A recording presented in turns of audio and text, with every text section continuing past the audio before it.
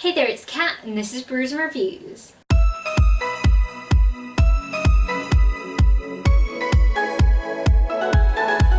Today I'm going to be bringing you guys my Reading Rush TBR video.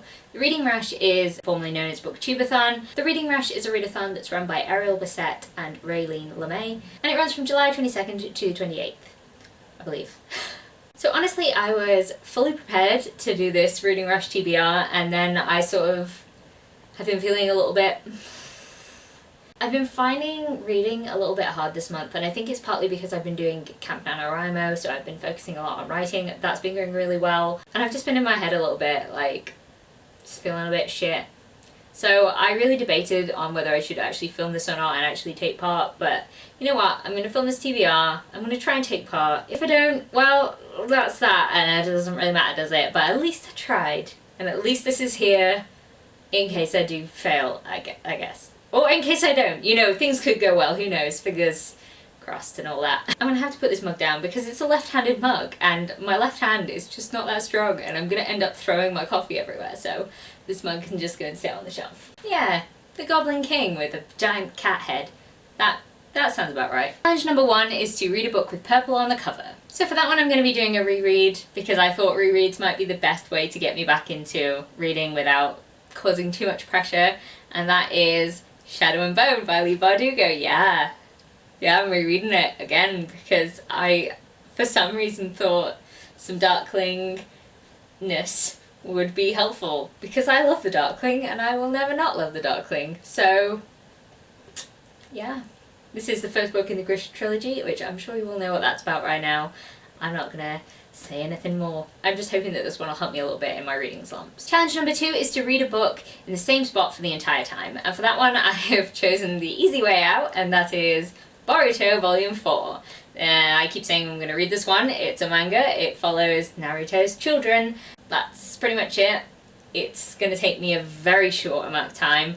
I will probably read it sat on my couch because when I'm reading physical books I usually read it on my couch, on somebody else's couch, or in my car before work, so one of those places, most likely the couch though. Challenge number 3 is to read a book that you meant to read last year, and challenge number 7 is to read and watch a book to movie adaptation. So I've grouped these two together because I'm going to be reading the same book for it, and like, don't judge me, okay? But it's Breaking Dawn by Stephenie Meyer. I started this reread last year. I mean, I know I only picked up Eclipse like last month, and you know what, this is fine.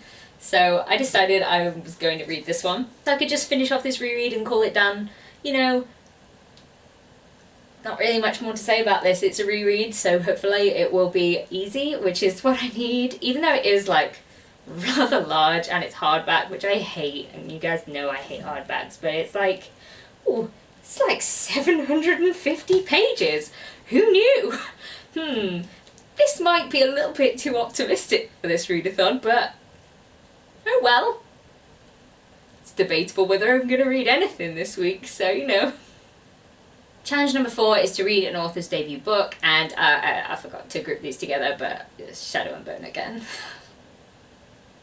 Challenge number 5 is to read a book with a non-human main character, and oh my god, this is a struggle for so many people. Luckily for me, my friend Josh actually lent me a book recently that has a non-human main character in it, and I thought what a perfect time to read it. So I'm going to be checking out Ishmael by Daniel Quinn. Now this is a book that is so not like any of the other books that I normally read at all. It's kind of philosophical. The plot starts off with a guy answering an ad in a newspaper, and the ad reads, "Teacher seeks pupil, must have an earnest desire to save the world, apply in person."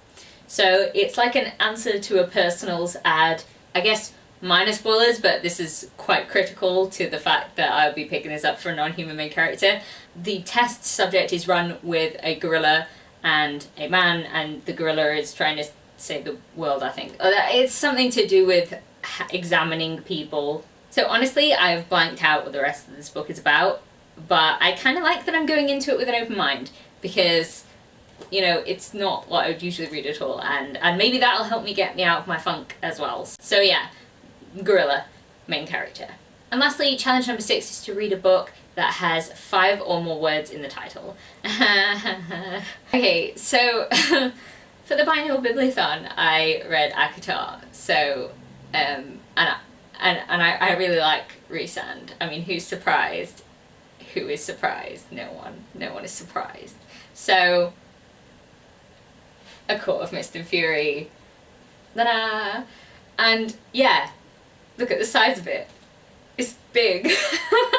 This book is also over 600 pages long, so I don't know how this is gonna go. I don't know how it's gonna work. I love Dark Fae though, and I know that more than a small portion of this book takes part in the Night Court, and there was no saving me. I was doomed.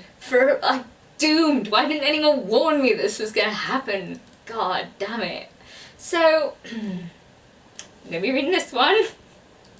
I'm gonna go down my Darkling and Rhysand hole. I mean, I know they're two completely different types of characters, but like, literally, give me someone who's like an immortal, slightly inhuman, slightly morally grey character that can control the darkness and is affiliated with some sort of night dark court thing. I'm just done. I'm just done. That's got me. It's fine. So that's my TBR. I'm probably not going to read any of those books. Maybe one or two of them will get finished, but you know what? I posted the TBR now anyway, so you guys can see what I'm intending to read / not read. And yeah.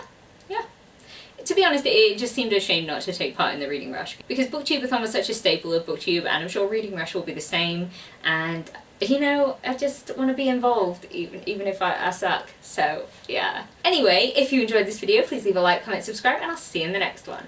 Bye!